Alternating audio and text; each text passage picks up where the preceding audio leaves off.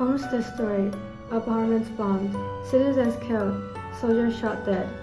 These brutal scenes I've only ever saw in the movies or in war documentaries, but today they are on every screen.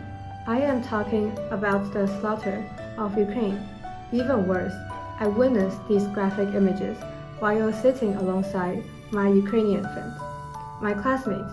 I feel their agony. How far into the future will this war last? My concern about the future is not just for this conflict, but for many others. When will they end? Greetings, I am Eunice. I'm Sophie Kucherenko. My name is Brenda. My name is Danilo Cardos. My name is Lena Oakley. I'm Sophia Sabun, a student of St. Regis Secondary School at the UBC University.